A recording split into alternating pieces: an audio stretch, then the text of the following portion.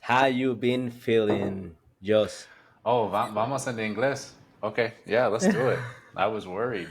I was Oh, worried. really? Eh, Oh, you thought it the yo no sé. and Nice. we can use both. I got no Mm, problem. No, yo prefiero inglés. Yo pienso que es mejor para mí, gracias a ti. Pero yo solo conozco un poquito de español, pero en tu historia hoy, tú no eres Justin Bieber. Yeah, yeah. Well, I I think like that. we will dive into that.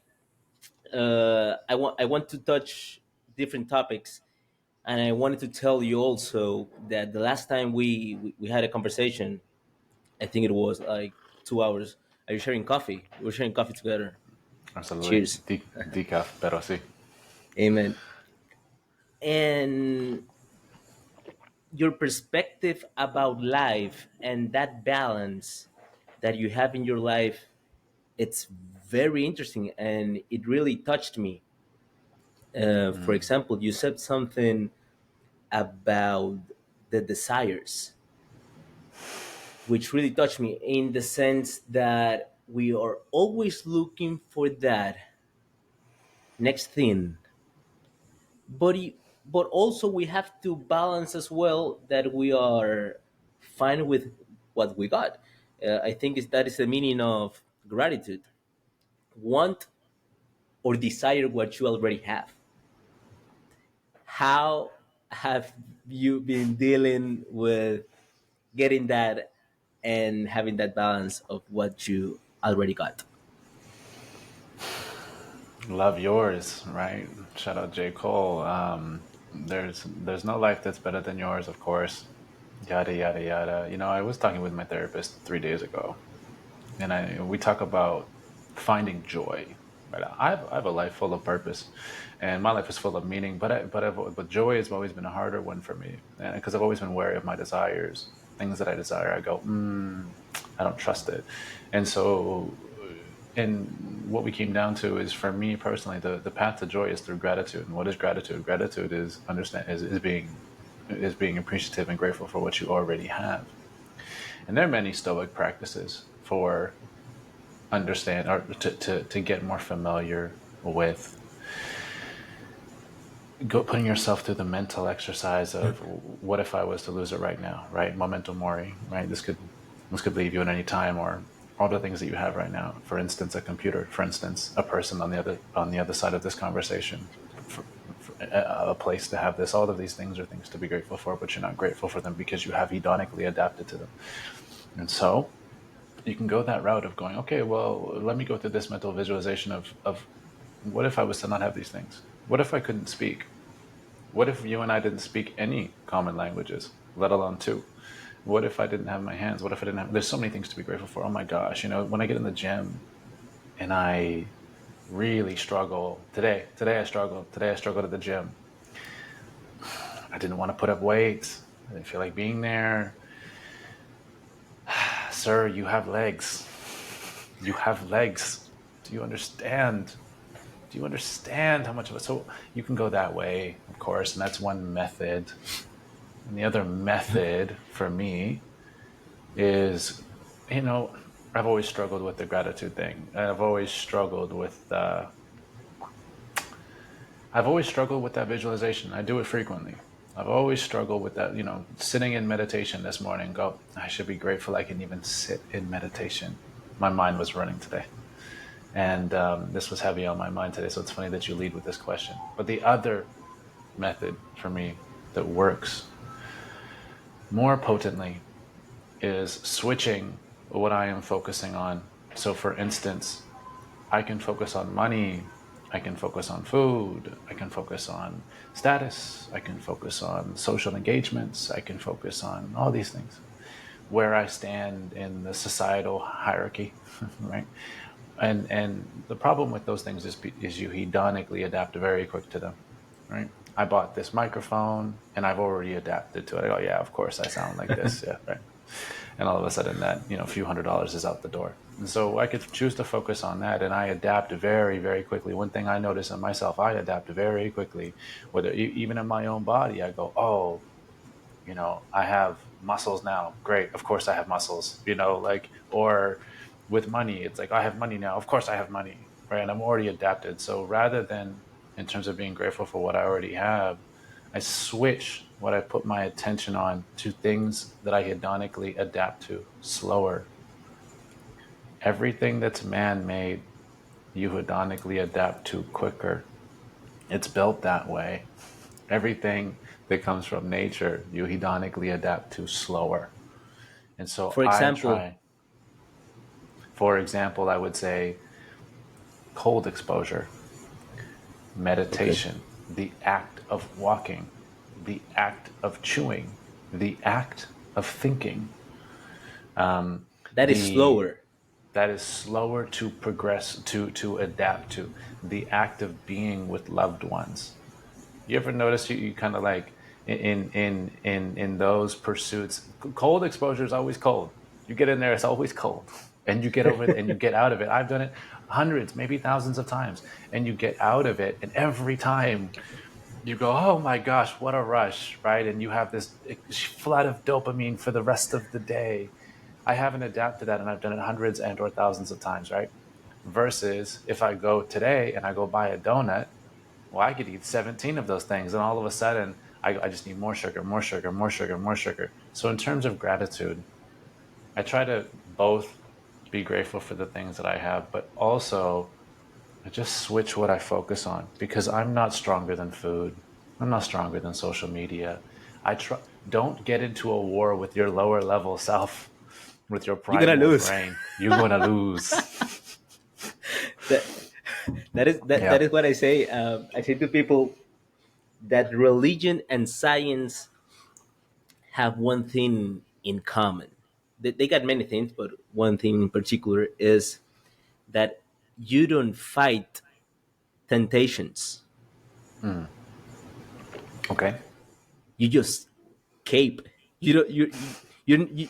You're not even there when the temptation comes. Yeah. you're But out of your brain. Yes. because if you think you're gonna fight it, fight that desire, fight the lust, you already over. You're gonna lose. Such a challenge, Carlos. Such a challenge in my life right now. So I spend, for those that don't know, I spend half or more than half of my time in Nicaragua, and I spend some of my time in Canada. I'm Canadian, and for me to contrast those cultures is very challenging because in this culture, in this Western culture, I'm calling you from my office in Canada, right? In this culture, you are constantly bombarded from every angle with malicious, nefarious inputs, right? Whether that's a phone, whether that's food, or whether that's other people, Distractions. or whether that's traffic, or whether that it's just that it goes on. The simple fact of walking on a sidewalk will make you unhappy over time, right? It's baked into the infrastructure, and so for me, it's very challenging to exist in this environment and go, okay, I know if I go into a battle with my lower level self, I'm gonna lose, but all these lower level selves are coming to me wanting to Everywhere. fight Yeah. everywhere, everywhere, every day, constantly. And if you think that they're not, you're lying to yourself. If you think that they're not coming for you every moment of every day, they are, because food scientists are smart and social engineers are smart and technology engineers are smart. They're really, really smart. And they've all been trying to figure out this thing. So, how can I be a master of that in an environment in which I'm being attacked constantly 24/7? Now, I don't want to have the attitude that I'm being attacked constantly 24/7. That's no way to live life, right? And But what I do you need to do? be aware of it. I need to be aware of it. That is it. I don't have the answers. For me, the answer is move to the jungle.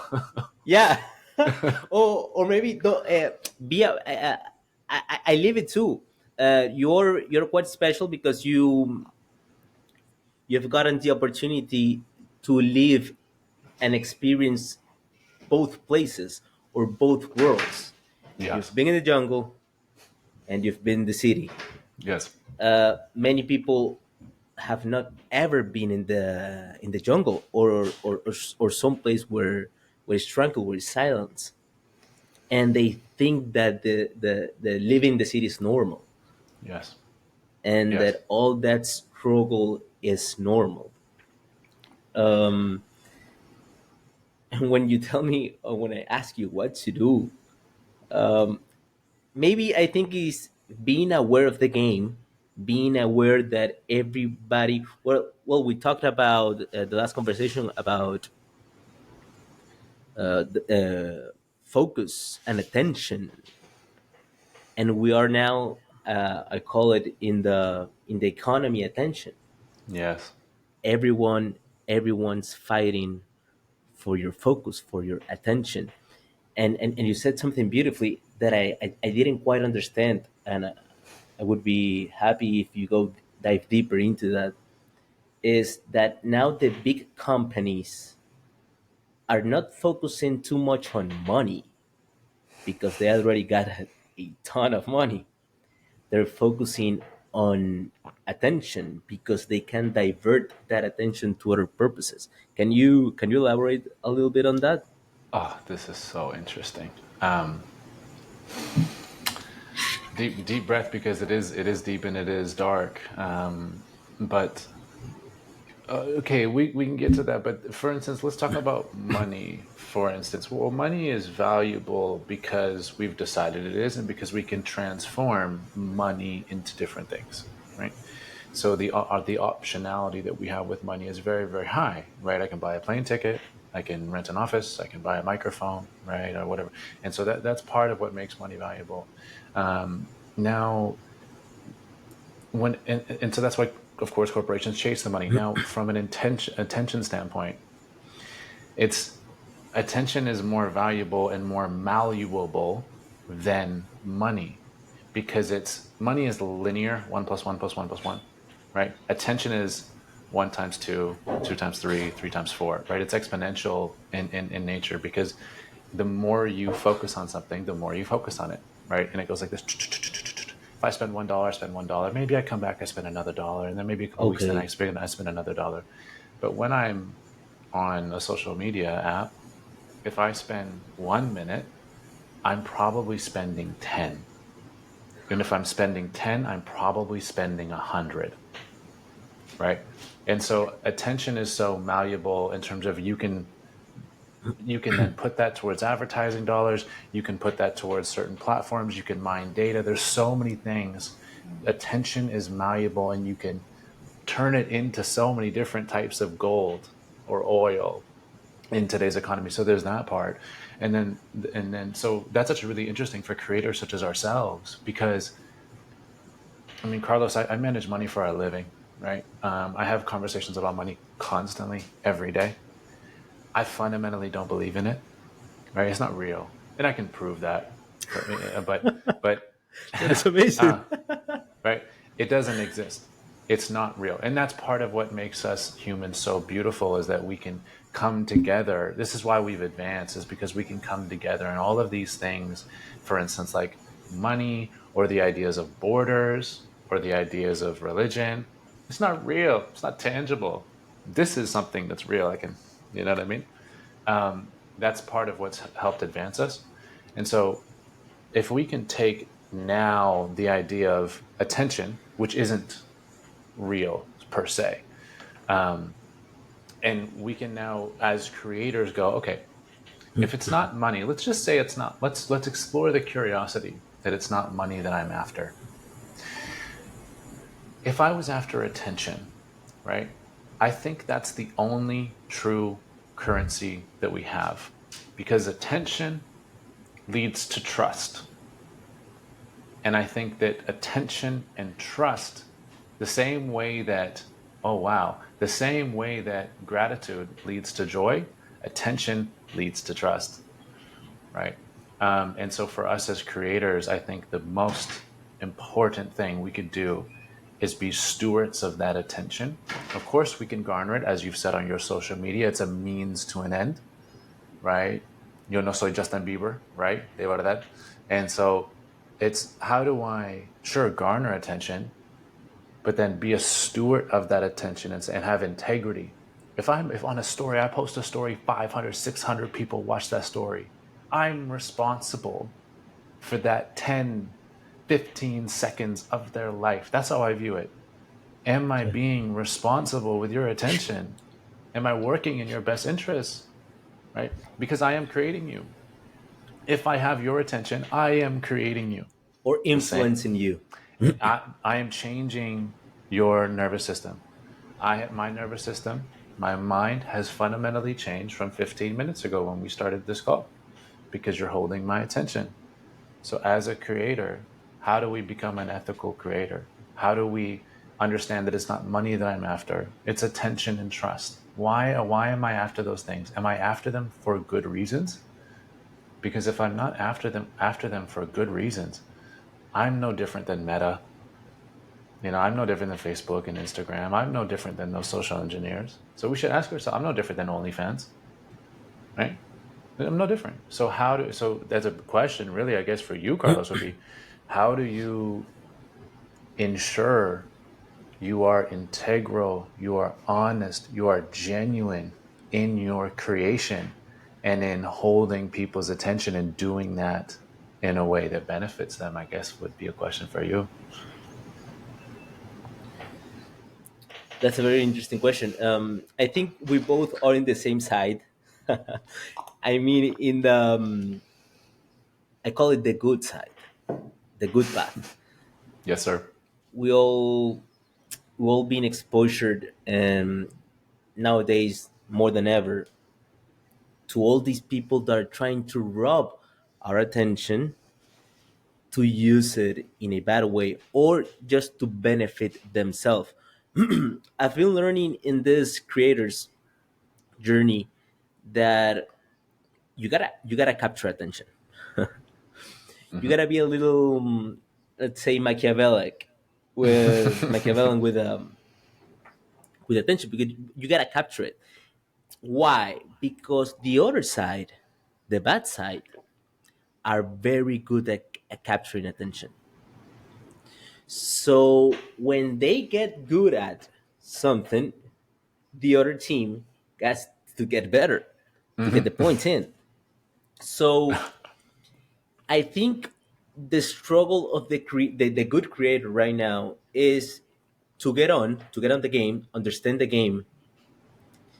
He got to realize that he got to capture attention, but once he captured it, he used it for good. And how do you use it for good? I think is value. Value, perspective, openness, empathy. Those are always in my mind when I well I try to I try them to be always on my mind when I post. And yes, But what is I'm value? What is value?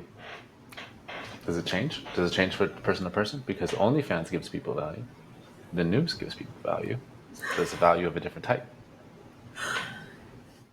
well, I think value is what makes you better as a human being Okay. and has a purpose. A maybe an actualization is called. Actualization, yeah. A noble purpose of self actualization, yeah. And and have the conscious to differentiate what's cheap dopamine and the good dopamine. But Yep. now, Joss, when you talk about attention and being malleable, what do you exactly mean? Do you when I don't know why, but when you say the word malleable, the brains comes into my mind Mm, because the brain is malleable yes. in a good way and in a bad way. I can talk to you, and by the way, I love the way you talk. It's like very calm. Have ever someone told you that? No, but I will take it. Gracias a ti, señor. Yeah, no, it's amazing. I think I read Seneca Mhm. in letters of to Lucilius. Talk Seneca talks to Lucilius on a letter, and he tells them basically how to talk to people and how to talk in everyday and the main point of the philosopher Seneca, he says talk slowly. But he takes like, I don't know, maybe 10 to 20 pages just to say that. To say that, yeah, of course. but but that's good. It's a little reminder. Reminder, yes, sir. But okay, what do you mean when you say malleable and attention? Do you mean in behavior, in money, in mindset? Yeah. Okay. So, what anyone listening, what I would encourage them to do is, rather than me give you the answer here, because I have an answer in my head, and what I will leave you with as a principle is saying the true value, which is not the price. The price is never the value, ever. The price is never the value. Please remember that. Um, the value of any one thing is increased by the optionality of it, meaning how many different things can I get from this one thing? So, meaning, let's just say a book, or um, sure, a book can be. A book is valuable in the sense that if I read it, we can print more books, right? But and then we'll sell more books, and we'll sell, we'll make some money off that. But what's really, so a book is not that valuable. What's really valuable is the idea of a book, right? The The ideas content. from a book, the content, because ideas spread like fire. So whether or not your book sold or didn't sell, so the ideas held within the book are highly malleable and they have high optionality. And as such, ideas are worth more, worth far, far, far more. But they're only worth something if they have attention. So, attention is this magical idea, this magical substance, this magical energy that can, it's the same. It relates back to the old saying: if a tree falls in the forest and no one is around to hear it, does it make a sound? Right? If a tree falls in the forest and no one is around, does it make a sound? Because no one's putting their attention on it. So attention is this thing. Attention is, Or is it to, happening? or does it even Well, happen? well, Right? No, well no, we know. that's a valid question. That's a valid question. That's a valid question. So it's like with that, we can take attention is the magic, is real life alchemy, is turning lead to gold in 2023. Stop thinking about money. It's unimportant, right? It's important up to the amount that you can feed yourself, clothe yourself, right? And have shelter. Past that, unimportant. Stop it. Now, all that's important is trust and attention. Attention is malleable. Trust is malleable because you can turn it into so many different things the same way that you can turn money into so many different things. Money is linear, right? Attention is exponential, right? So I would, and I'm kind of leaving out the core conclusion on your question because I want whoever that's listening just to go, oh, what does that mean? What does that fucking mean? And I want them to sit with that, and I want that to burn a hole in their heart, because it will lead them good places. You're blowing my mind. I don't even know what that means. I'm trying to figure it out, and but I see it as a deep hole. It's a rabbit hole, and I do not know where it will lead us. Carlos, the battle for your attention, the battle for your mind. Like there is, for instance, there's a book called The Last Fortress, and it talks about how these companies that use things like Apple watches and things like headsets, literally, if you think about something, the neural feedback changes. Your physiology changes, and so there. Watch out in the next few years. You will start to see devices from Meta, from Apple, that are able to tell whatever the physiological response is. You'll have your AirPods, you'll have your Apple Watch or something, and you'll be going through, and of course it will know you're on social media, and it will in real time understand what you're watching and the physiological response that you get. How As it makes you such, feel. how it makes you feel. Okay. So then it can use that again, however it Against you wants to again. drive against you to drive the most dollars, right? Now, Carlos, the question I would ask you is, okay, so there's good characters, there's the good guys and there's the bad guys. There's the good guys and there's the bad guys. Some guys use that for good, some use it for bad. Now, and you said the guys that are doing it for good are driving people towards self actualization, providing real value for betterment. Um, the Both heroes and villains start their story the same way, right? But their endings are different, but they start their stories the same way. Both heroes and villains start their stories the same way. Mark Zuckerberg or whoever, I'm sure, I don't even know if he is a nefarious actor or if his company solely is, right? He didn't start that. This man started a child, right?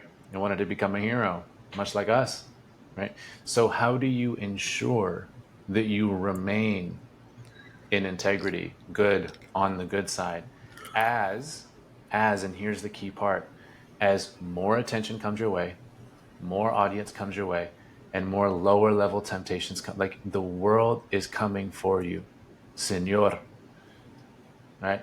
Eres listo, sí o no, right? So it's just gonna ramp up the same way. Somewhere along the line, these bad villains, these bad actors changed. How do we not change? You're asking how we don't get corrupt How by. do we stop corruption internally within ourselves and who as we show up in the world? There's a quote, I don't know from where, but it says the world will change when the rulers become philosophers or the philosophers become rulers. Marcus Aurelius, right? I Philosopher think King. it's it. I think it was him. Yeah. And that's a very good perception and point of view. And I think what keeps you from getting corrupted is philosophy. Having that sense of that thing you got behind you, the world globe. El And mundo. I already, I have it too. And look, I got it on my phone. El mundo Just también. you see my phone. I don't know if you see it, but this picture is, I think Apollo 11 took it from the moon. This is the moon, Right. and this is the world. Yeah. This photo is called the blue dot, Right. and I got it on my phone because sometimes when I have problems, life, anxiety, all these little struggles that we think are big, when I look into my phone, I see, okay, all that is happening, or everything that's happening is happening inside that blue dot. And all the problems just get a Get little smaller. smaller. And I think that's the challenge, and will be the challenge in the next maybe 40 years, about first conquering ourselves in a way, because I really think that too. I love a story I got from this book called The One Thing, which I recommend to you, by Gary Keller, I think. And he talks about purpose. He talks about what is the one thing that you should be doing to get results or to move the needle forward, which is an amazing question. It's a question I ask myself every day. What is the one thing that will make, that you can do, that will make everything easier, faster, better. And but he talks about this little story where the dad was busy, and he took a magazine and cut the world, a picture of the world, and gave it to his child to puzzle it, to solve it.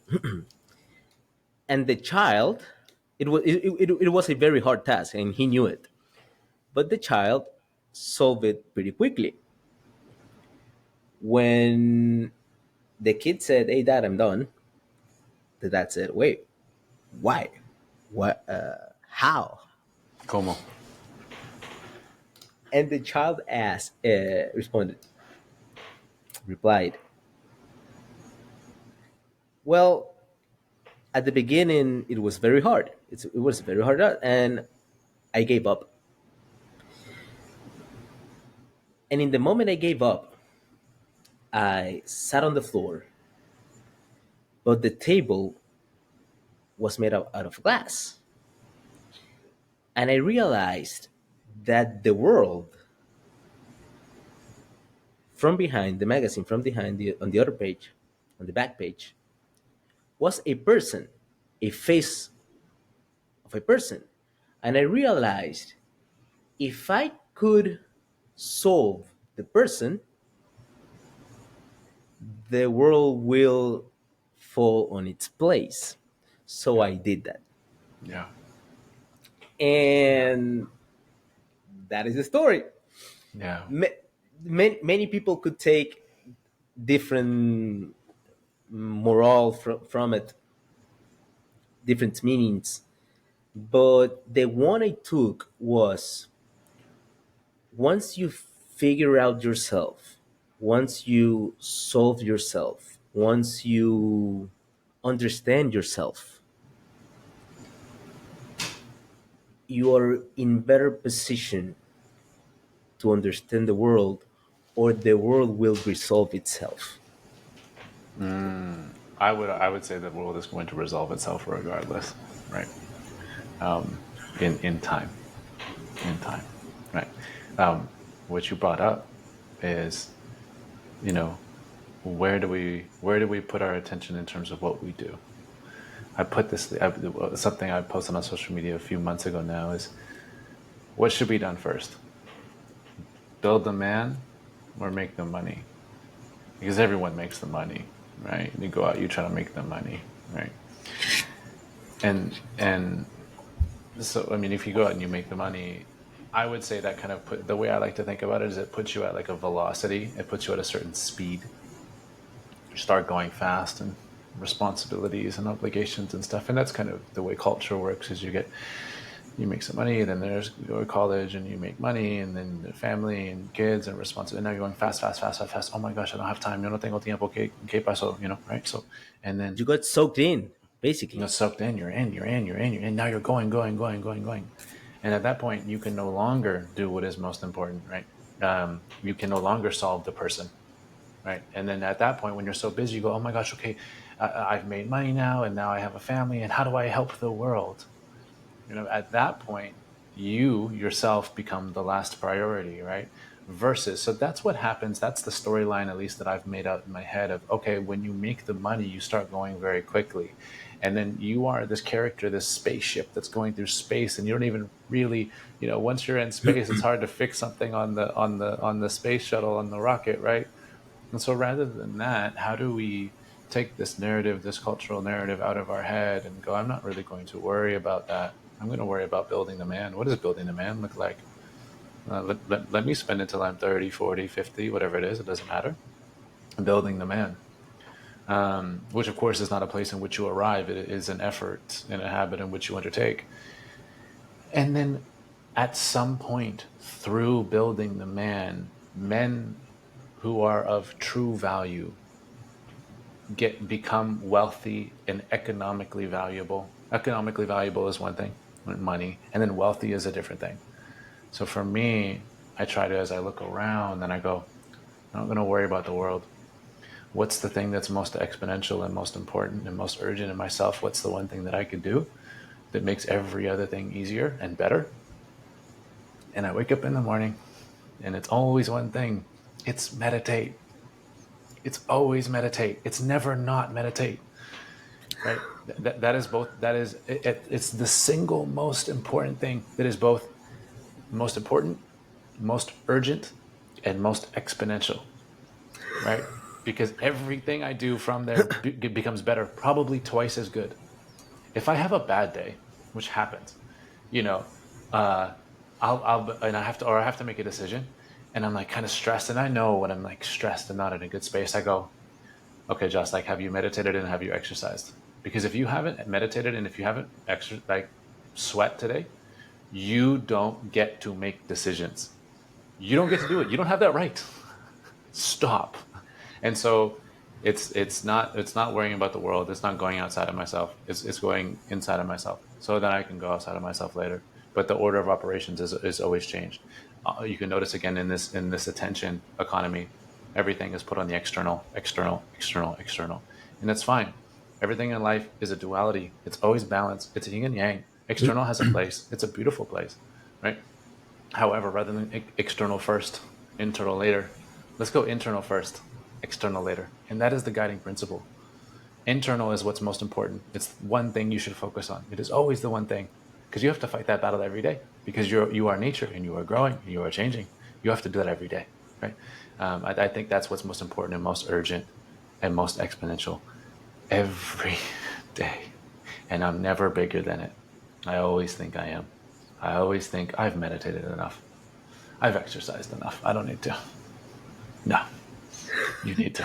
Yeah, that reminds me of a quote that says, "If you gotta meditate 20 minutes, but if you're busy, you gotta meditate for 2 hours." That's true. That's true. That's true. Yes, sir. Yes, sir.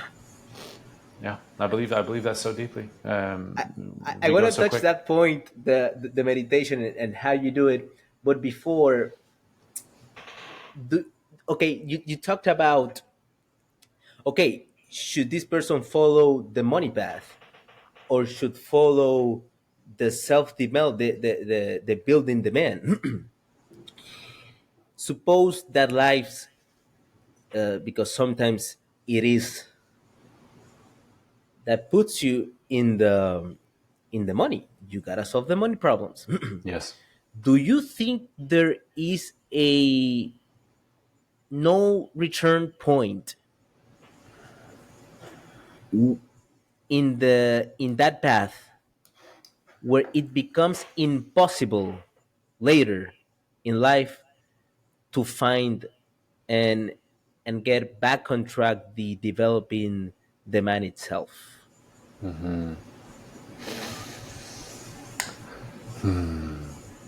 You ever watch Lord of the Rings? Or no, sorry. No. Did you ever watch Star Wars? Star Wars, yes. You watch Star Wars. Yes.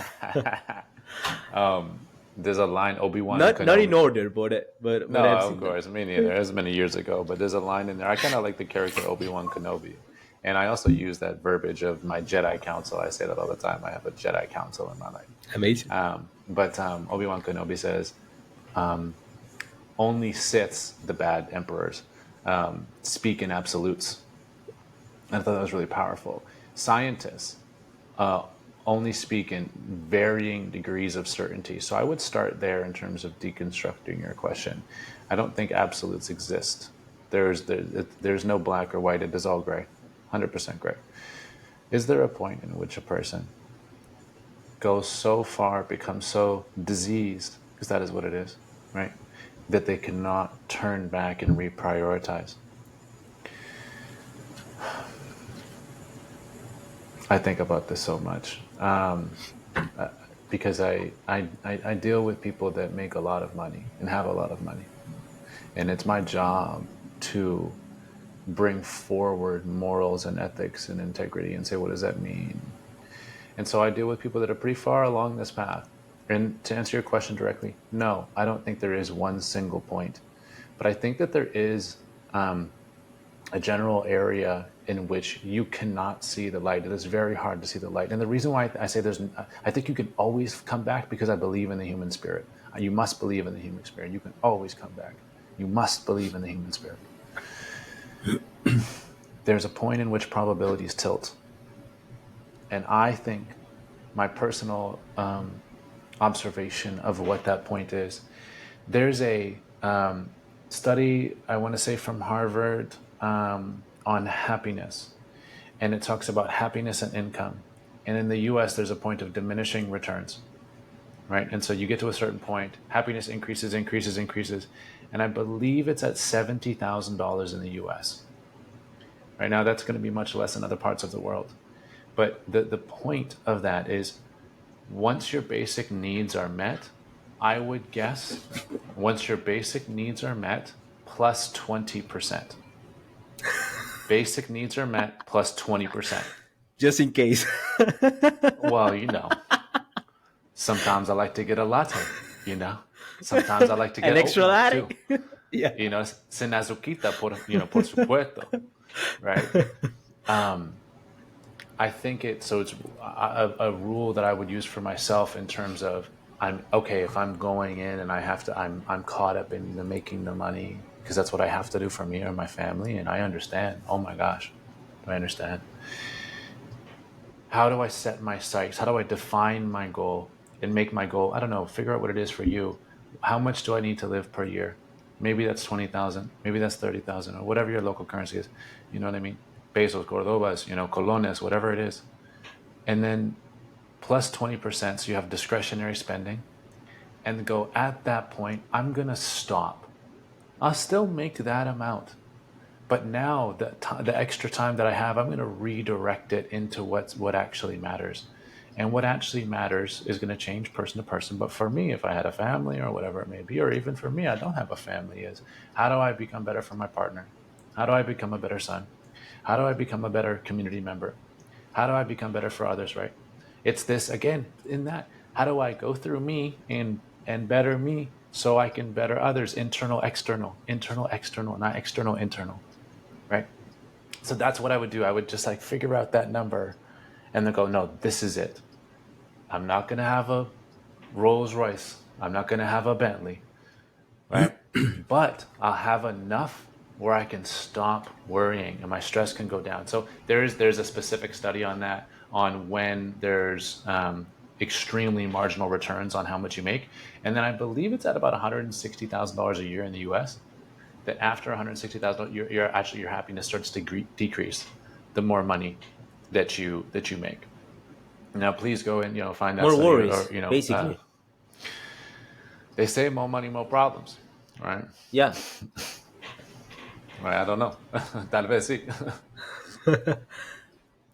Well, hey, Josh, let me speak my mind here for a second, Talk to me.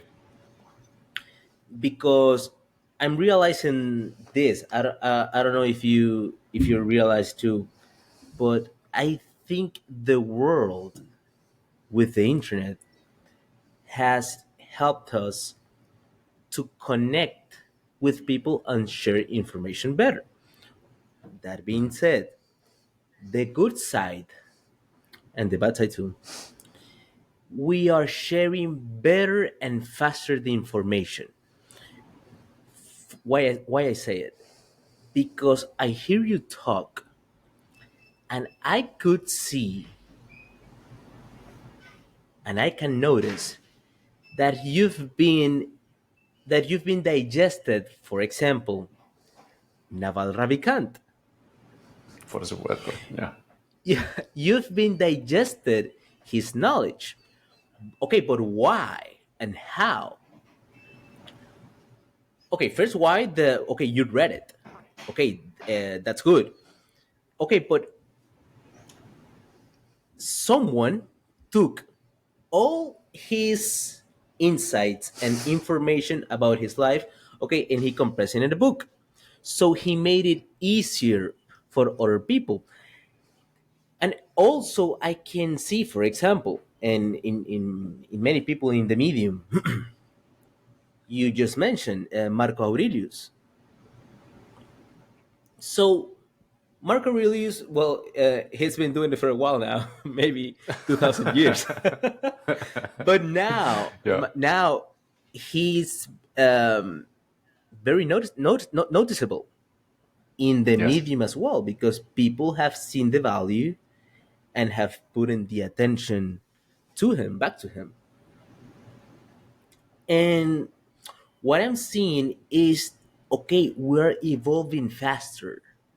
We can digest a life, we can digest, let's say, a brain easier, and take those principles to live a better life or to lead a better life.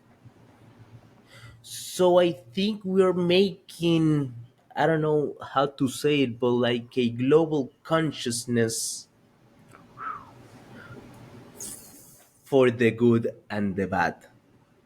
So the person in the good can become better faster, Hmm. but also in the bad side.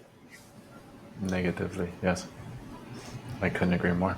Like we live in polarity, right? We live in polarity. This is like I just Carlos. I think everything works like this, and then and then everything works like this, and then and then that is everything. Everything works like that, right? Magnetism and balance, right? And so And to your point, up and I downs. agree. And up and downs, right? Yeah, up and downs, right?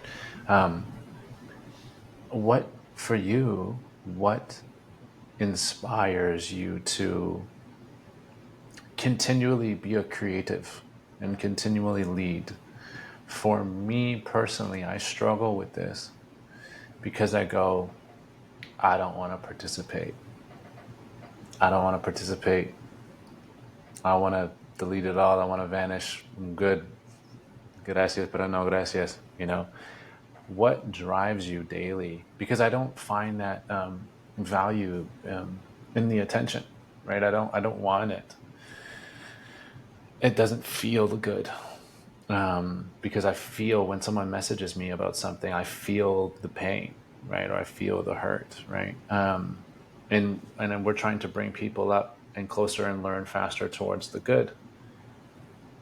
I have a hard time engaging in creation these days. How do you get up every day and create? And what would your advice to others be in finding a good reason, not a bad reason, but a good reason to create every day? Well, just first of all, I'm replying to you specifically, Gracias. and is, I see, and I think I told you last time, I see a responsibility on you to share your knowledge, and that should be enough reason for you to create. Look, just realize that right now there's a little boy or little girl recording a TikTok dance and posted it with no value in it. Yeah. Yes. And Yes. they posting it and they're making, I don't know, of course they probably making a lot of money, and they're getting a lot of attention. So it's our responsibility, and it's your responsibility to fight back in the good side, creating value, entertainment as well, because they go hand in hand. Hmm. You gotta entertain to get the attention, and once you have the Hmm. attention, you give value. Hmm. And as I see it, is your net worth is a proxy of the value you give, or the value you give returns to you.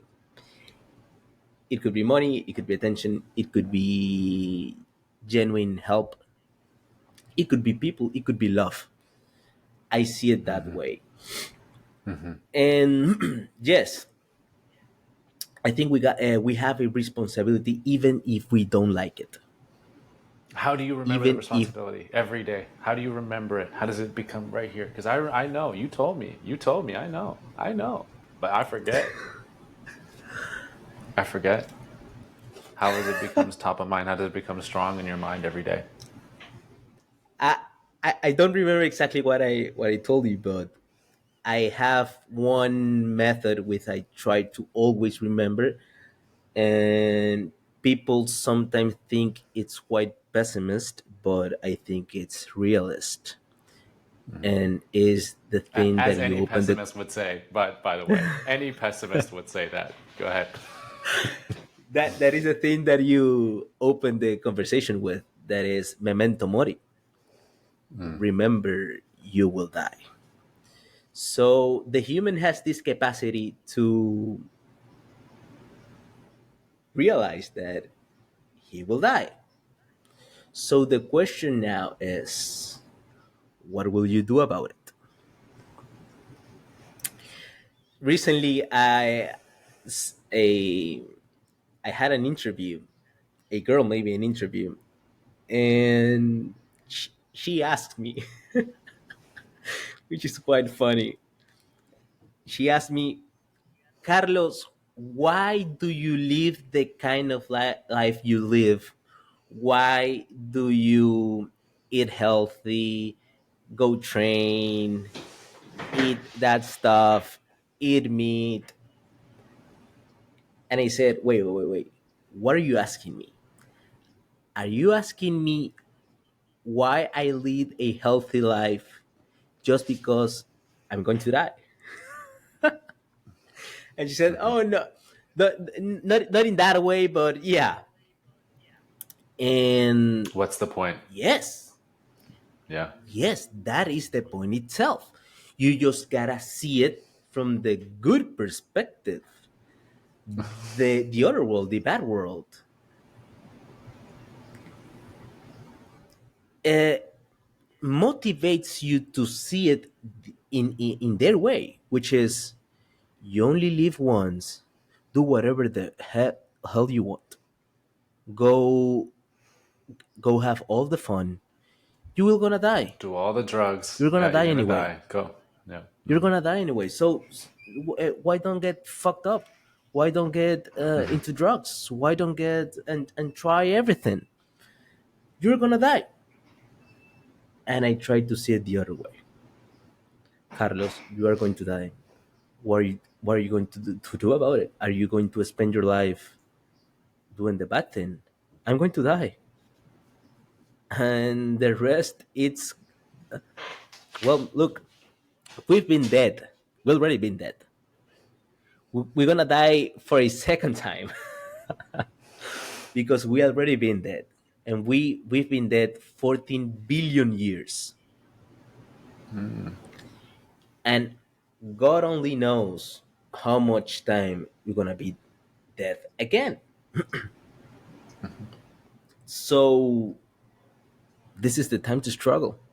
This is the time to live. This is live time, and this is, I see it. This is courage time. This is justice time. This is action time. And there, I told my friend a few days ago, yo, there are people with less opportunities than us, with less tools, with less talent, with less knowledge, and doing more stuff than us because they got balls. They got two pair of balls and are doing it. So I also get those times. I think those thoughts are self sabotage thoughts, in the meaning, let's drop it all. I don't want to do it all, and that it's good, and that is normal. You must understand that is normal. Your mind is talking, but you are not your thoughts. You are what you do with them. That being said,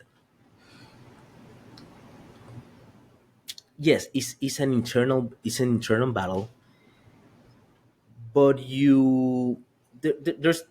there's two ways that you can change for good. One is hitting rock bottom. Mm. Okay, I'm gonna get fucked up. I want to change. I don't like my life. I'm just gonna fuck it all up and build from zero. Sometimes we got all that thought, and it's a serious thought. Even I don't wanna go too far in the sense of there are people that say I want to kill myself, and maybe I'll start again from zero.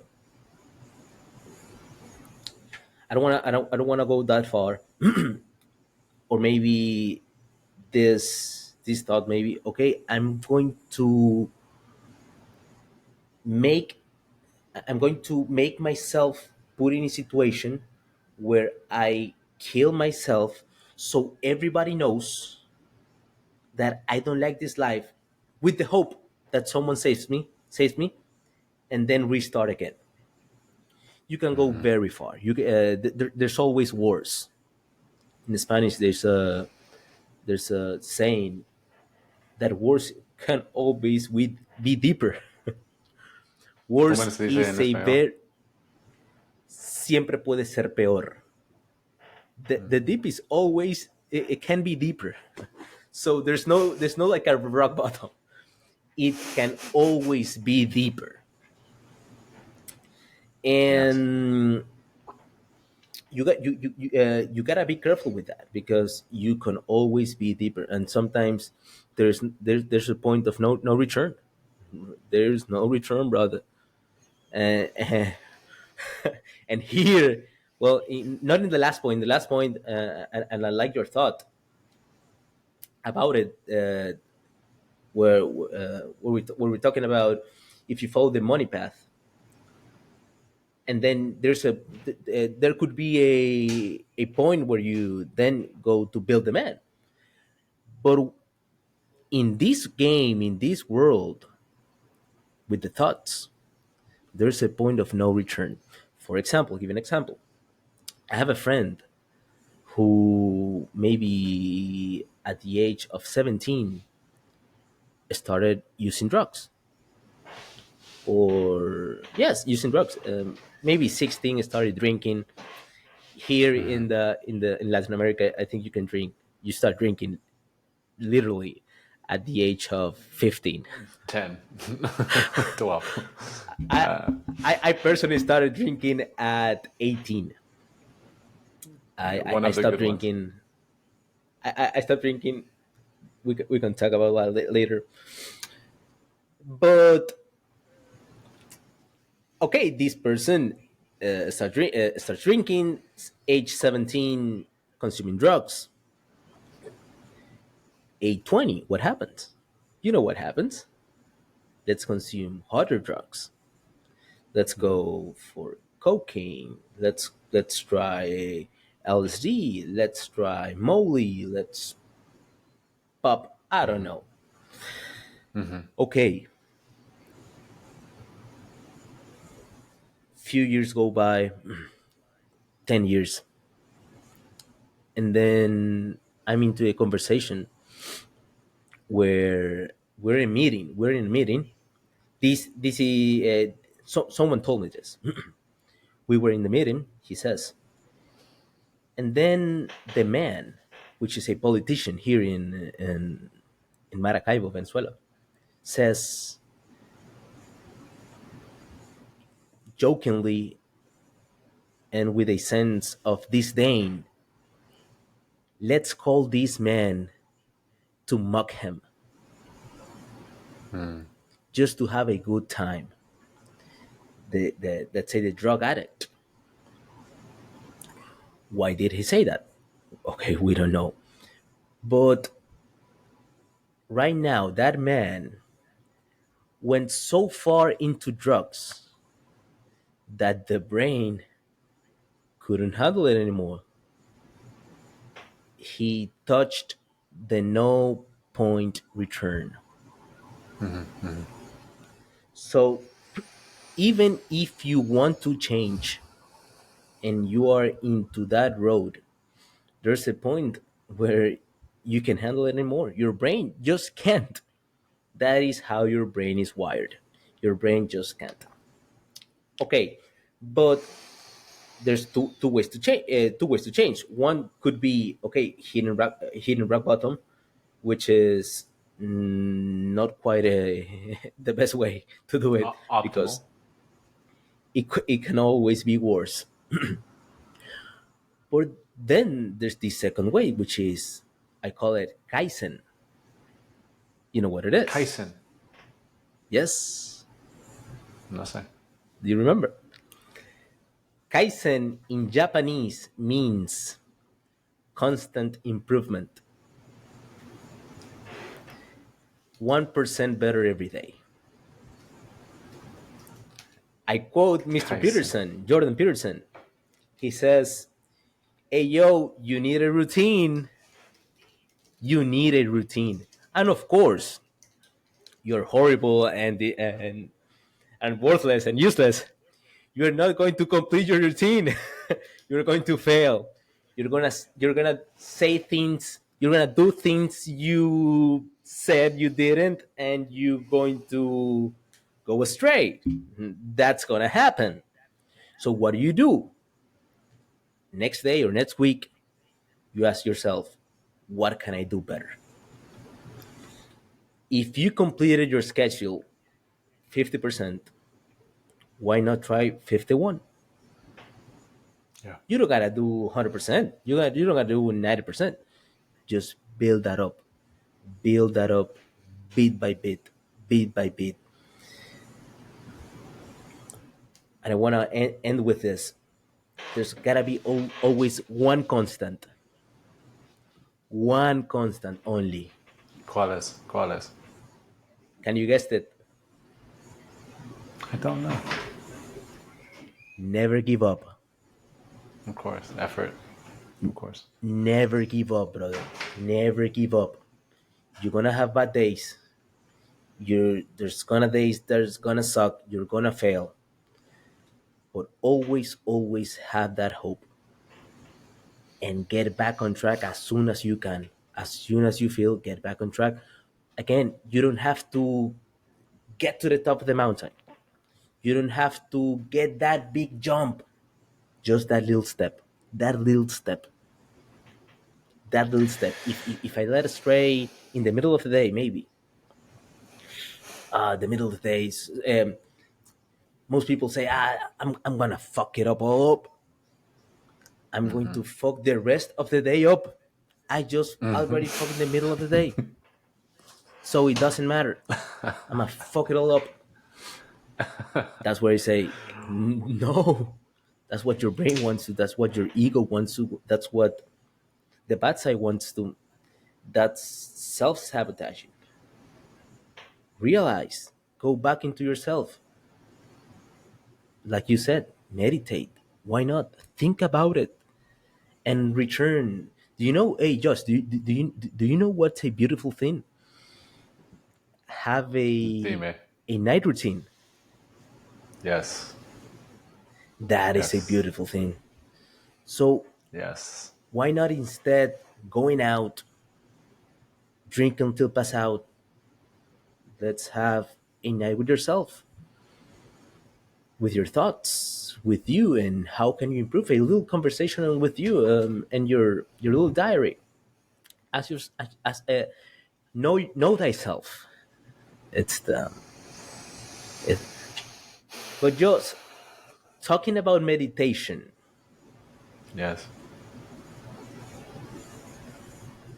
how do you do it? In what time? What is your process? Because I tell you, I have a real bad time meditating.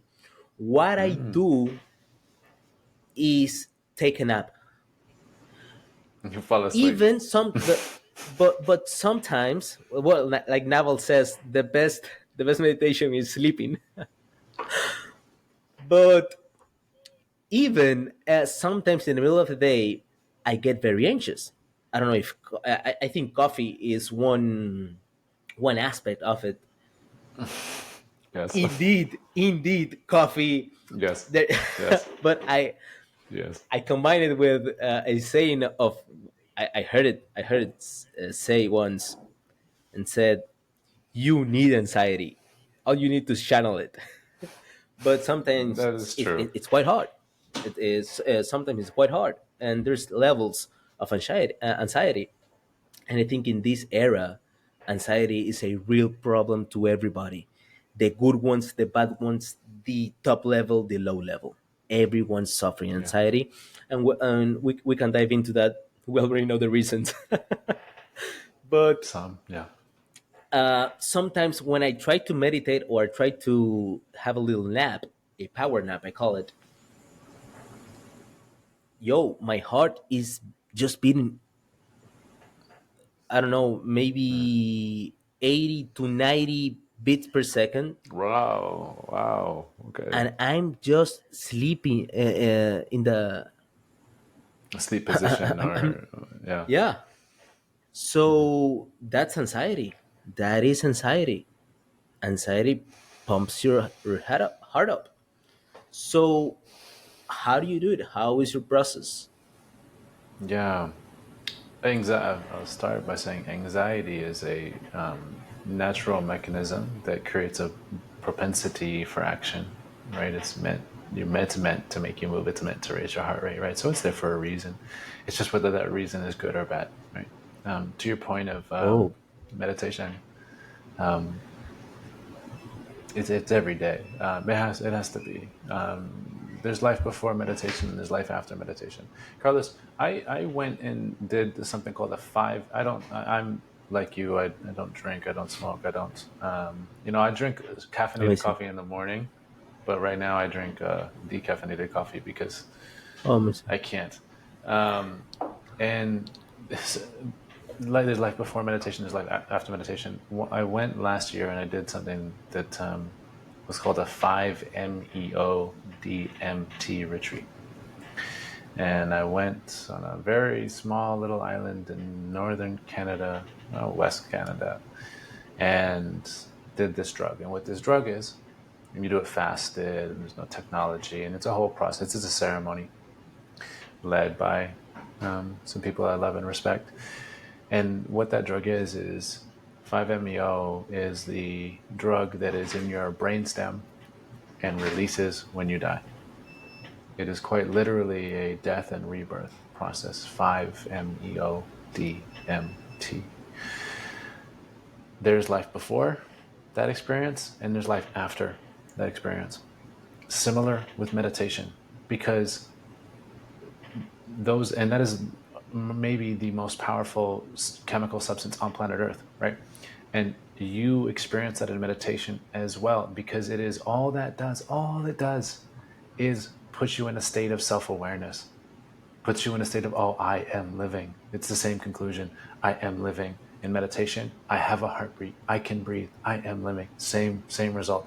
And all of these things, these cliches, right? For instance, all you need is love. Someone says, all you need is love. When you're a kid, you hear all you need is love.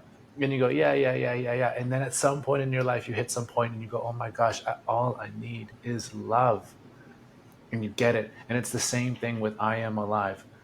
Right, it's the same thing. You'll hear it. I say it right now. You hear my voice saying those words. And you might not get it. Meditation gets you closer to getting it every day. Right, follow that path. So my process, for me, when I wake up in the morning, I love sleep. Oh my gosh, I love sleep. I love my bed. Oh, my bed is the best. At what time you I mean, wake up? and Usually. that's just well, hold on. I mean, that's just me, and that's just me alone. Me. If I'm with my girlfriend, I mean, I really love my bed. But we weren't put on this earth to be in bed, okay? But to answer your question, I mean, these days I'm in my bedroom in my bed, somewhere between 8 and 9 p.m. And I don't wake up with an alarm. I don't have an alarm. So Amazing. actually, normally I kind of get up maybe 5, but these days I've been sleeping till 6 or 7, and I don't know why. So my body is tired. I'm tired. I don't know why. I don't know what it is, but I allow that. So my process is in the morning. That's the first thing I have. I have my yoga mat. I have the morning sun come in. I go right to the mat. When I wake up in the morning, because I don't want to leave my bed, I wake up in the morning and go, I don't want to leave my bed. I got stuff to do, but I don't want to leave my bed. And in my mind, I say, get to the mat. Just get to the mat. That is my job. That is my routine. Get to the mat. And I will usually always stretch, go through a little bit of yoga, and I will meditate. Maybe some breath work as well. When I get to the When you mat, say go to you know, yoga, do you mean a place itself? no, Okay. no, no, no, no. In just right there, I have a little yoga practice, a little yoga flow, that'll go through Okay. right Okay. there. The mat is very close to my bed, and I Okay. Okay. can Okay. is like, okay. Let me just roll over. Sometimes I take the sheets, you know, Ah, right. But you get up, you get on the mat, and I struggle with my hips a lot, and I have a lot of stuff stored in my hips, and so I try to loosen up my hips, and I get to a place where I can sit comfortably for, even if it's 5, 10, 20 minutes, right? At about 20 minutes, my back starts to hurt. So I try to loosen that up. But my process of meditation, all meditation is, people say, I can't meditate. I struggle with meditating. I fall asleep. I can't focus. All that is, both falling asleep and not being able to focus, different ends of the same spectrum. The key to those two things, all meditation is the practice of beginning again. Carlos, you said earlier, what is the one thing? Don't give up. That's the same thing with meditation. And it's hard to think about in your head, because in your head you think, well, meditation is supposed to be this, don't try. If you're trying, you're not doing it right. And that's true. It's not a notion of effort, but you have to continually begin again. I'm a horrible meditator. I've meditated since I was 16, right? Over 10 years now. And I suck. I suck because I'm anxious and I'm an overthinker. But I always begin again. I always begin again. I must begin again. I have to begin again. Great. I get an opportunity to begin again. I failed. I went bankrupt. She left me. I get to begin again. I'm fat. Oh my gosh. But can you move? Do you have a heart? Okay, begin again. That's the process of meditation. That is why it is so important. Self-awareness and continual effort. And that is like the key to so many things, is this process of, okay, I'm distracted, I get to begin again, and I have self-awareness. Continual effort, self-awareness. Continual effort, self-awareness. These are the keys in my mind, right? Back to the process of meditation itself, for me, is this, okay, I'm sitting, I'm cross-legged, lotus, half lotus, cross-legged, whatever it is, it doesn't matter, right? I'm in this process of going to the breath, stay with the breath. There's two types of meditation. First is one is called spotlight. There's spotlight meditation. Your attention is a spotlight, like the flashlight. You see one part, and your job in that type of meditation is to focus the light, the flashlight, on your breath. What does it feel to Okay. breathe? How does it feel, right? And then there's floodlight meditation, and Naval is a fan of the floodlight, right? Spotlight is training your attention, right? Floodlight is kind of those big, big lights. I kind of got one over here, right? It just throws light everywhere. That is the process of sitting with yourself. I do 2 meditations in a day. The first one, spotlight, focus on the breath, one thing at a time. Fail, begin again. I'm thinking about this, begin again. Fail, begin again. Fail, begin again. This is 30, 50 times. I am horrible at it, truly.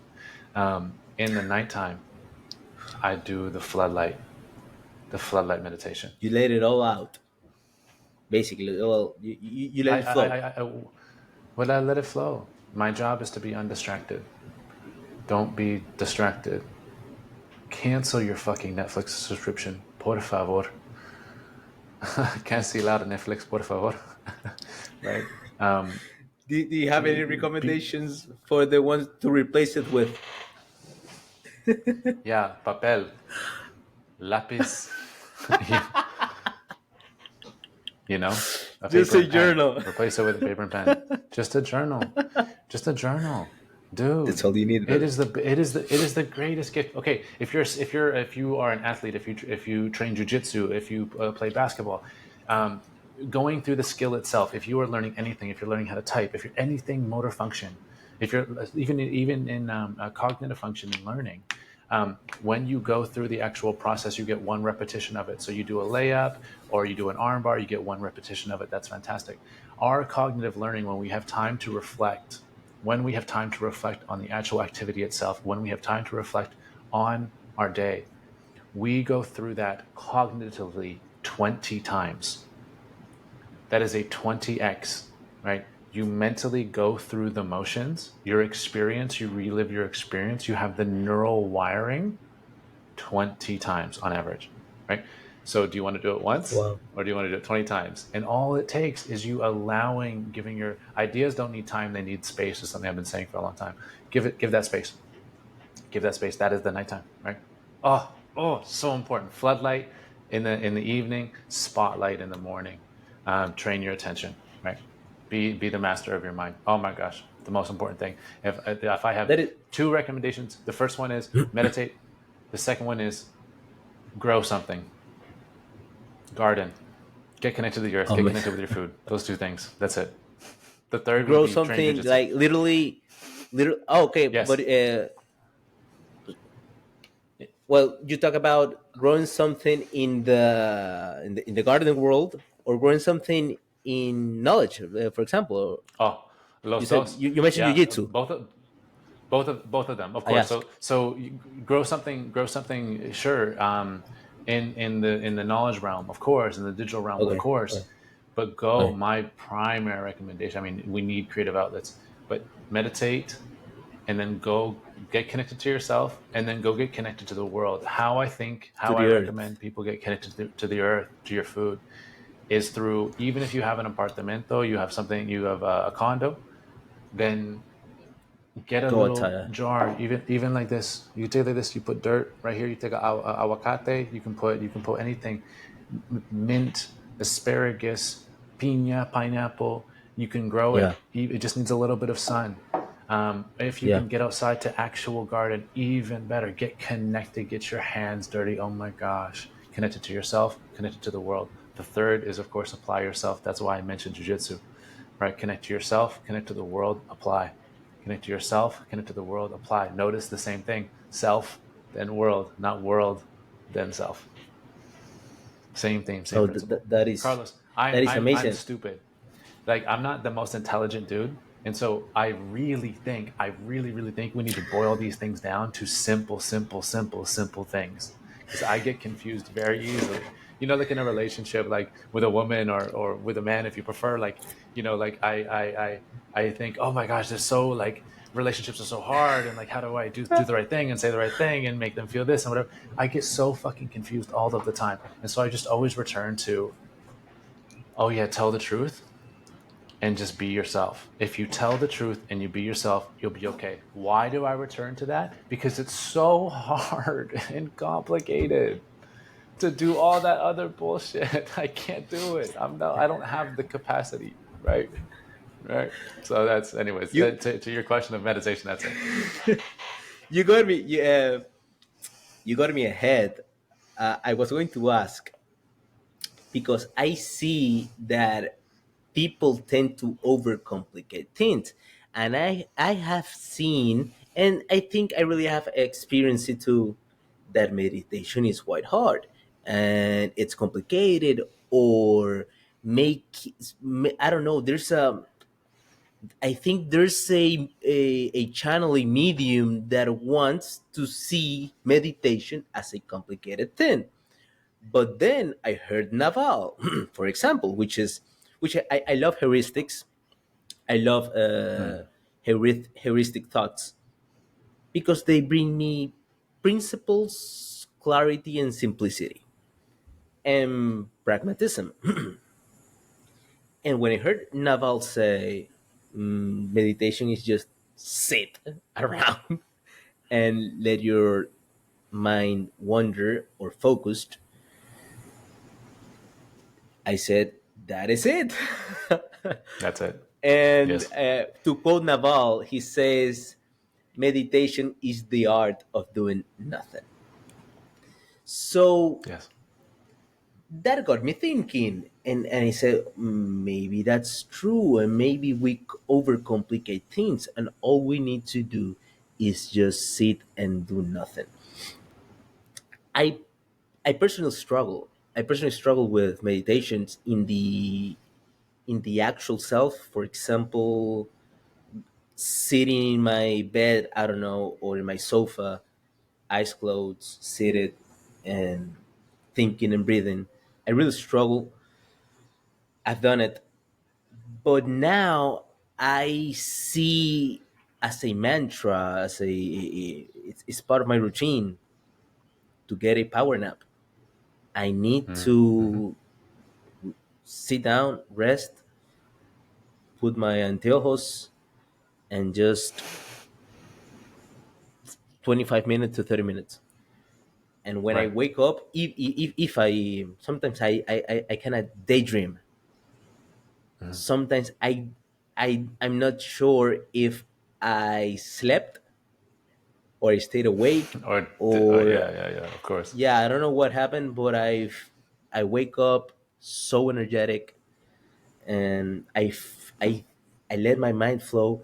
Well, just before this podcast, I had a little nap, and all I was I didn't come prepared for the podcast itself. Actually, I just want let's roll with the roll. Let's flow with the Freestyle. roll. Yeah.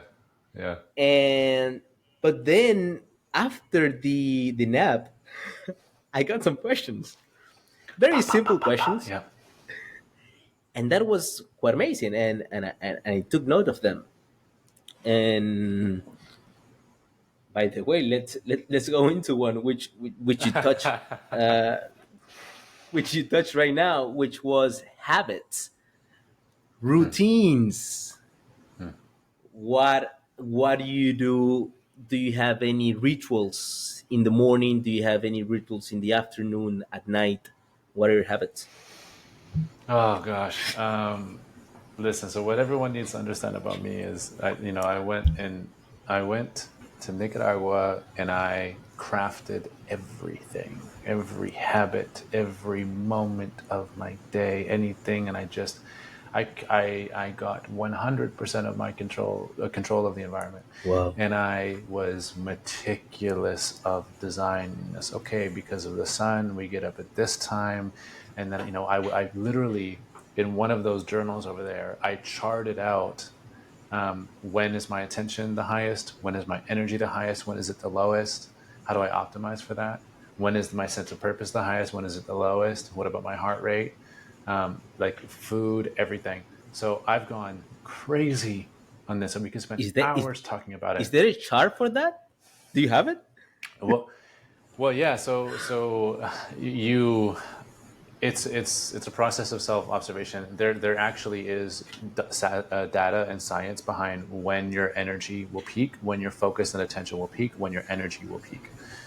So your focus and attention always peaks in the morning, specifically an hour to 2 hours after sunrise, specifically wherever you are. That is when your attention will peak. This is ideal for learning, obviously. Your energy will peak right after that, right? And then both will start to decline, whenever the hottest point of the day is, or the midpoint, the sun's midpoint.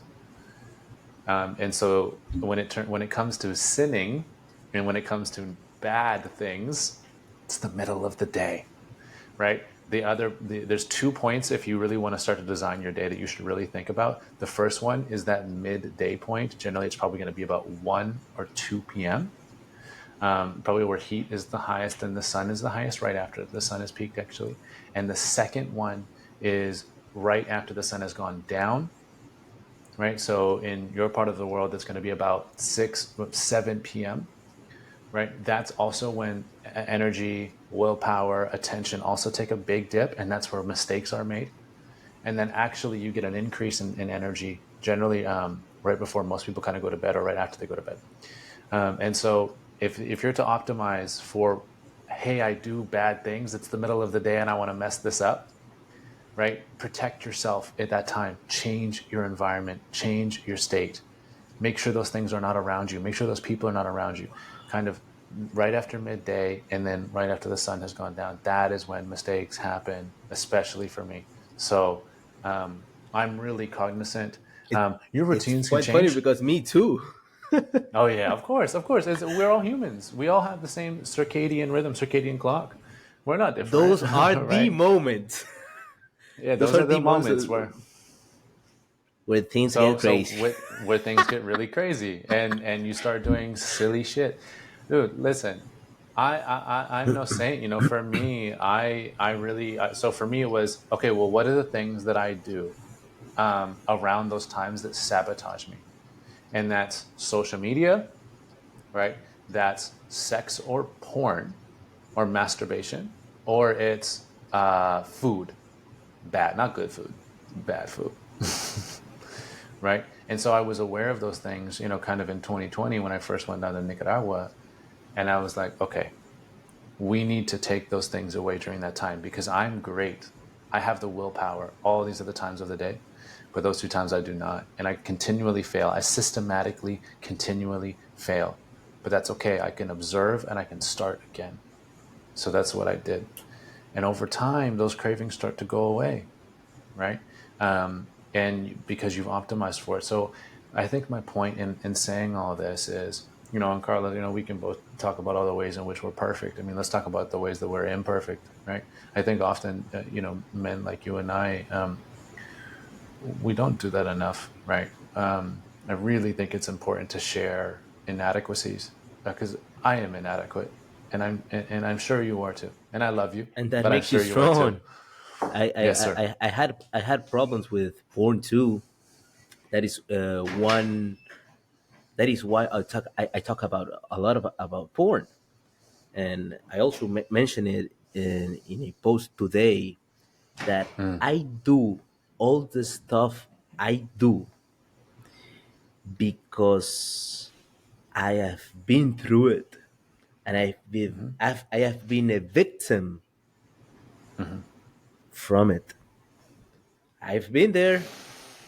I'm now. I want to. I realize. Okay, this shit is bad. This shit Oh yeah, is killing my life in itself. Porn was absolutely. We all we one all of we all it. have drugs of choice, right? We all Oh yes. we know we all pick our drugs, right? It's not always the same, right? For me, like drinking and traditional, like that doesn't really. I'm not very attracted to it, right? But there's other things, Of course, I find other things, of course. So to answer your point, to answer your question, is sure we can talk about routines and what I do and stuff like that. What's more important than a routine are the principles of the heuristics, right? As you said, as you outlined, and for me, it's understand first off 3 things. What's most important is kind of important. What's most urgent is not really that important. What's actually where you should really put your attention on is what is most exponential, right?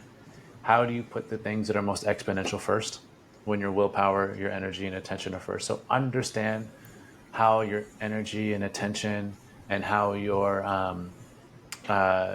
just really your energy and attention shift throughout the day. Understand how that works. Try to alter it maybe. Some of it is natural, some of it is unnatural, right? So for me, when I used to eat breakfast, I would always have a big dip. And so I would wake up, I would eat breakfast, I would have this huge dip in energy because I'm processing food. But that's when naturally I would have the highest energy and the highest attention.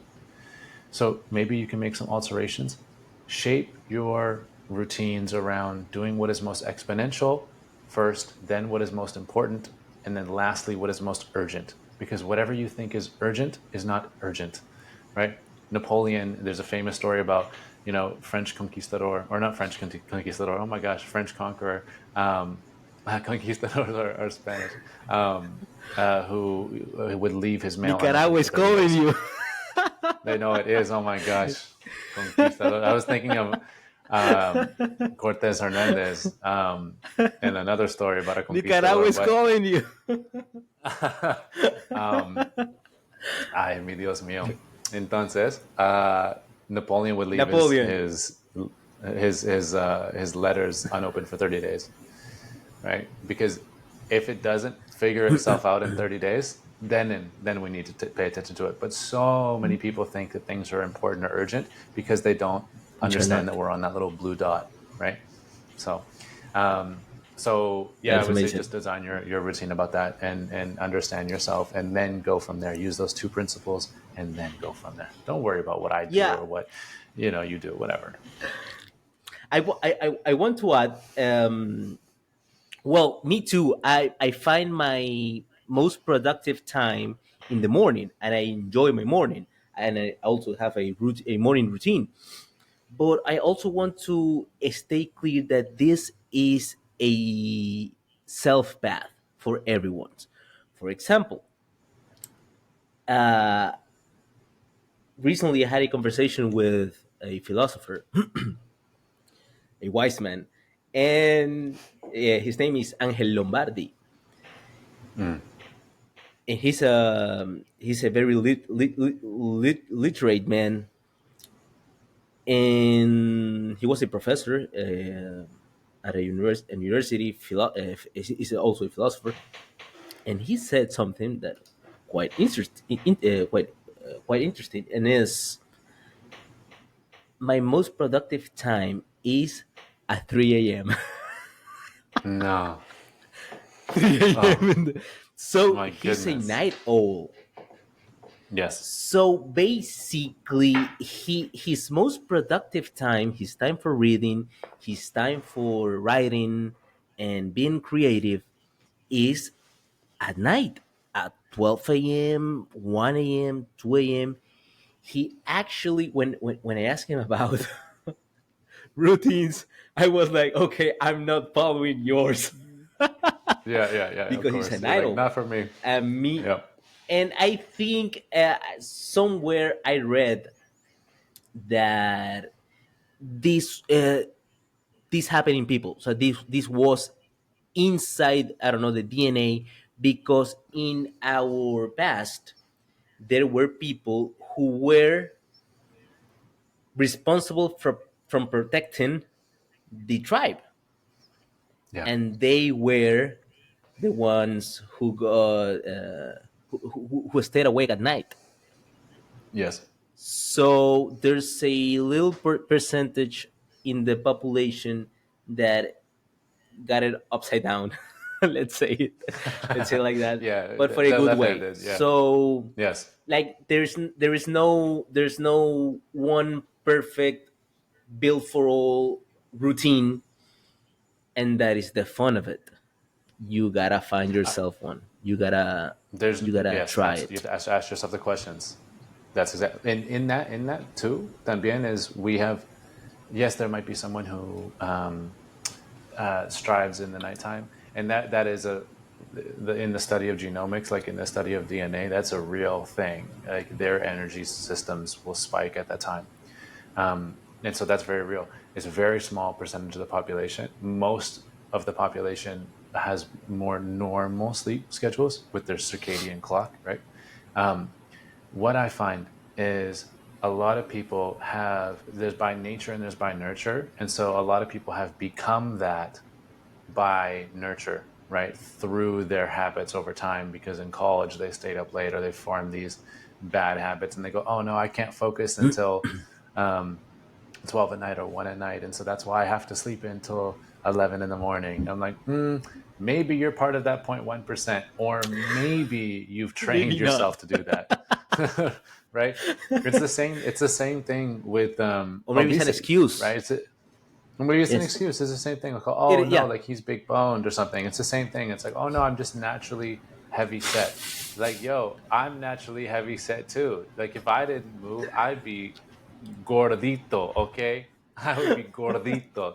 Dame 2 semanas nada más, entonces yo tengo pesos, okay?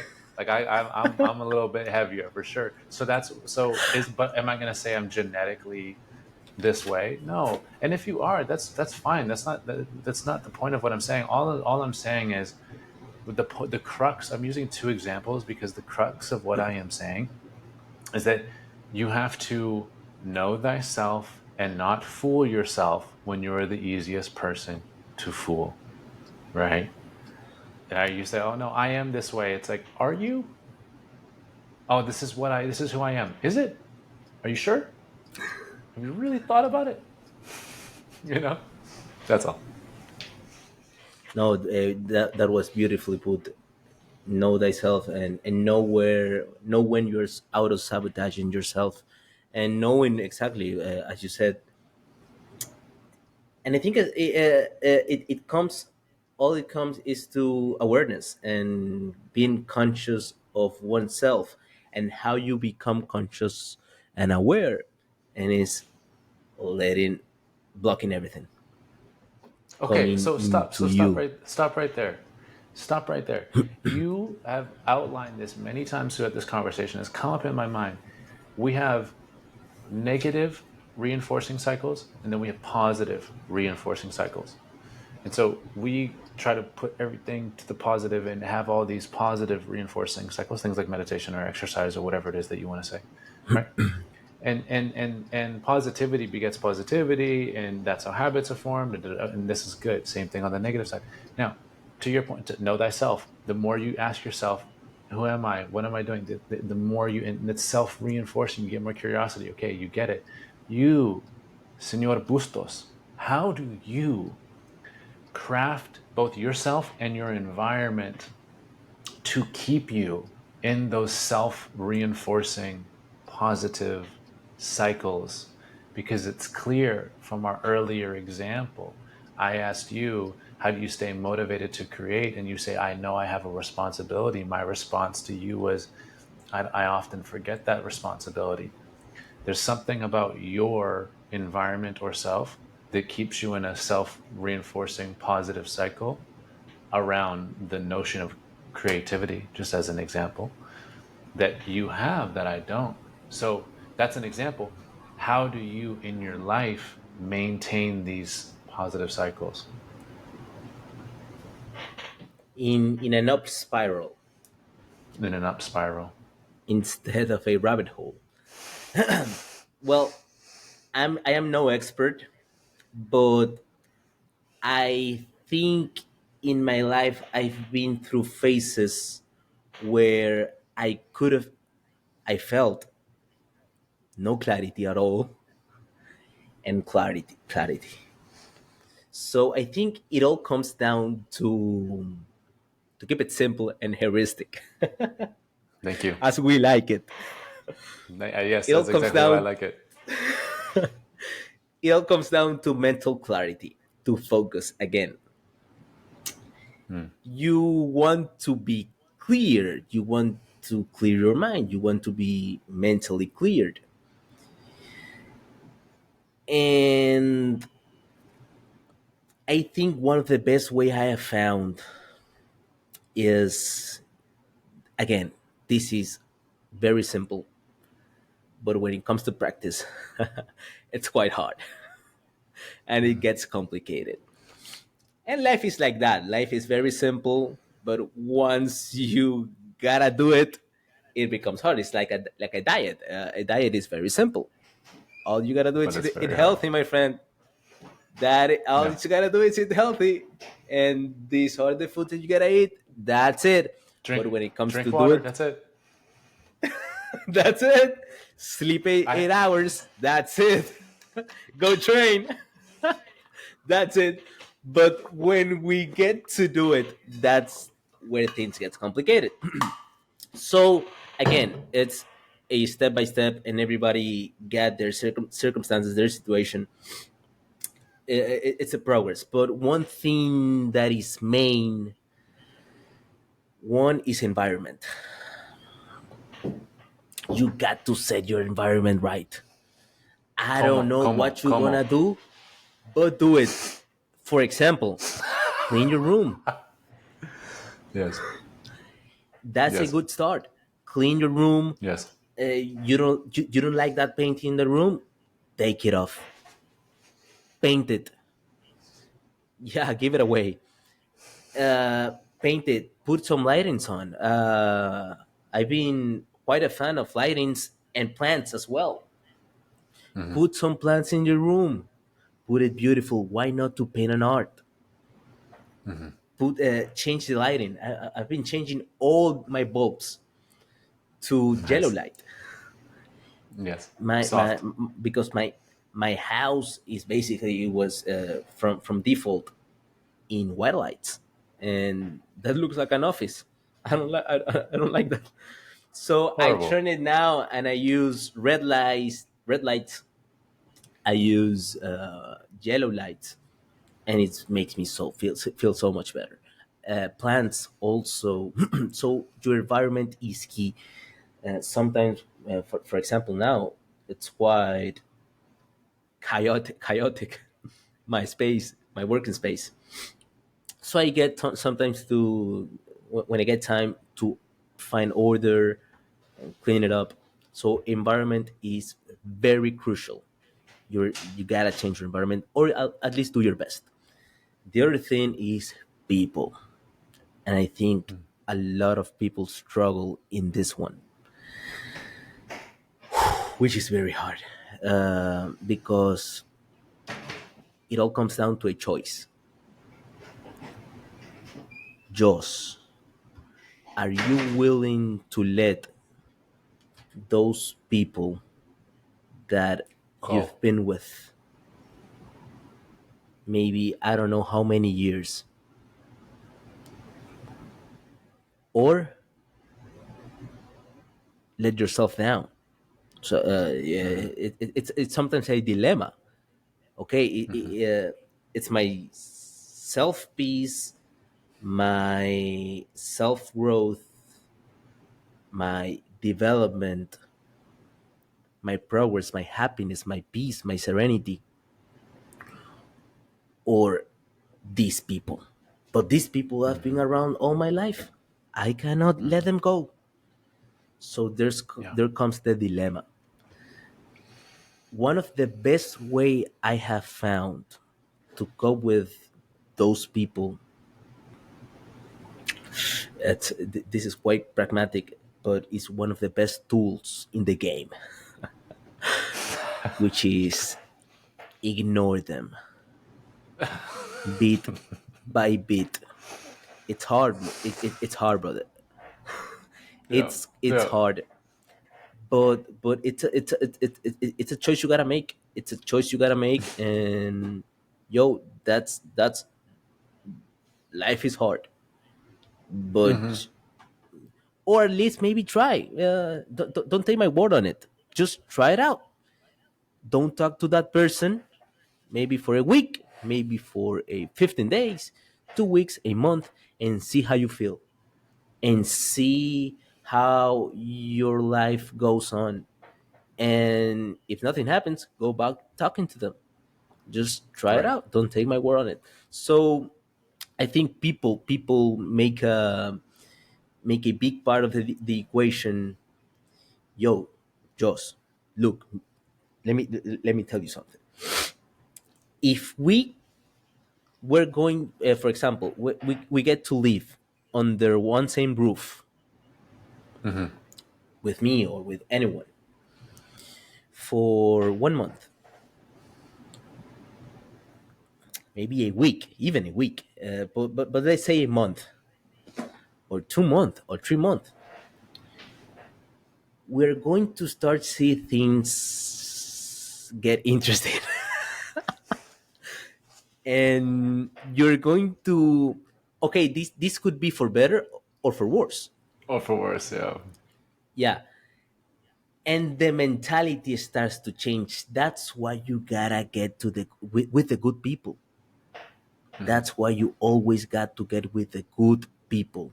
Choose wisely your circle, because just the mentality starts to change.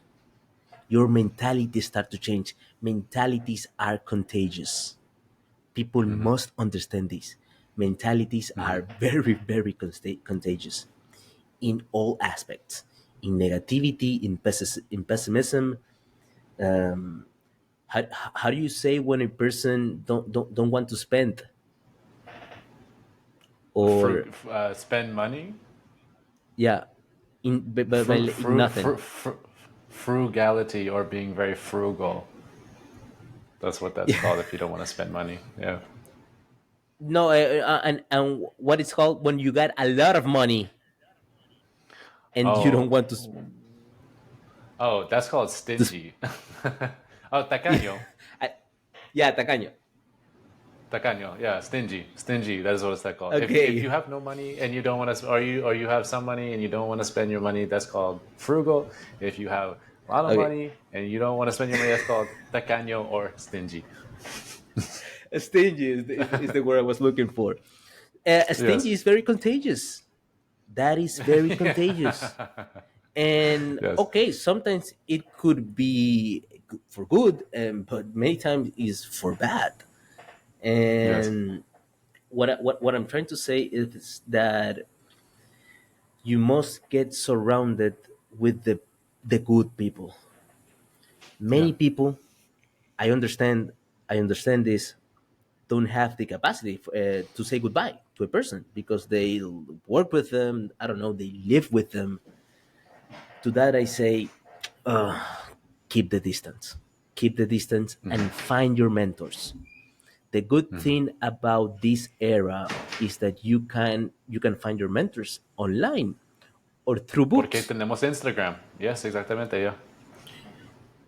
And we got books also. uh, I read a few days ago on Instagram an ad that was crazy, but that was one of the best ad I ever seen. That said, stop scrolling, and learn history through books. That's good. That's very good.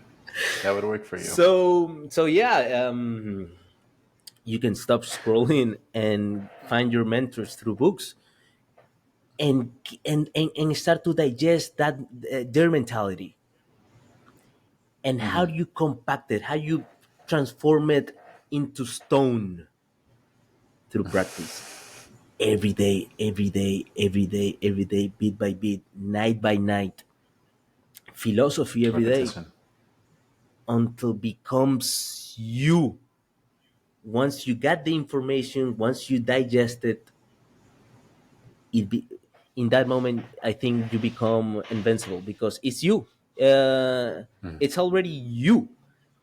I've been, well, I want to make a parenthesis. I've been in some struggles in the last 4 days and in the last month also, by people trying to tell me who I am.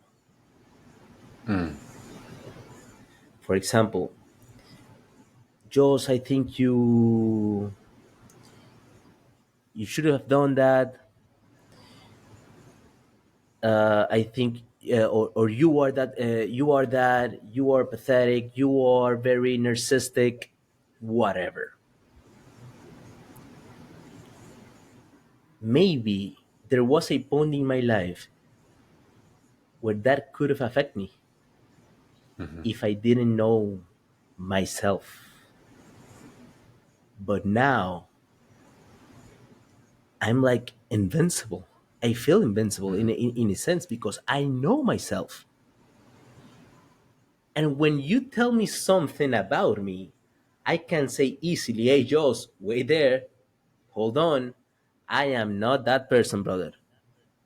I am not that person. You're wrong. I am not that person. And then comes their weapon, which is sometimes gaslighting. Oh, but you did that. Oh, but what? Look, that's what you did. I didn't do that. I don't do But that that's how you because I used to am be. not That's how that you used person. to be. Also, too, there are many people that said, "Oh, but you once did it. Once you want, hey, bro, I changed. I, Yeah. that's evolution. That's how we do. That's how we roll. That's how we roll in this Evolution, side. We change. evolution, baby. Yes. We think again. We change, and that's the beauty. That's the beauty. But to change, you must know thyself, know yourself, and and that becomes well. I think I touched the 3 points that the three main points, which is environment. You Hmm. gotta change your environment. In environment becomes people as well. I like yours about doing going outside, Yeah, of course. setting routine, going outside. That comes to the other point. So it's environment, people, and places, routines, Hmm. repetition, and habits. That's how you progress. I like the going outside, meditation, taking a nap, your choice. Go training, lift some weights. And the last part, mentality. I think that is where philosophy comes in. I think mentality is where you finding yourself, you returning to you stopping the outside world and the distractions, cutting it off, and return back to you and setting your time. This is Joe's time. This is Carlos' time. No distractions with your best doctor, which is you already mentioned it. Hmm. Hmm. A pen and a book. Change your I change your Netflix subscription mm, to get a it off, get it pen off. I would take and a it a little journal. bit further, and I would say, oh, and I'm just putting this together in my head. You have internal, you have external, right? And so on the internal, I would say that it's three things. And I think this is, I don't know, this isn't me, but someone said this. Humans change through study, story, and habit, right? What are you studying? What's the story you are telling yourself about yourself? And what are your habits, right? Internally, study, story, habit. Externally, persons and places, which you could kind of put as environment, right? And so for me, if and sometimes I do this, I sit and I go, I don't like myself. And you could say, oh my gosh, that's terrible. You should love yourself. Okay, yeah, there's time for loving yourself, and there's time for saying, I don't like myself. And a lot of people, I would encourage people to do that, right? And say, you know what? These are the things I don't like about myself. How am I going to change? Study, story, habit, persons, places. I think that puts people in a really good direction, and it's something that I come back to all of the time. And in my current struggle isn't people. My current struggle is a little bit different from yours because people tell me right now, they go like, oh, they like, I've gone away for some time. I come back changed, and they go, oh my gosh, we don't recognize you. Who are you? You're so different. And there's like oh, you're other than us right now, right? And that's a different struggle. People don't tell me who I am necessarily, and honestly, I wish more people did, right? I wish more people had the courage to say something like that. But it's the for me the struggle is okay, being okay, being other, whatever that being outlier, whatever that means. But so one thing I wanted to take the other side of in your point was change your environment, change your people.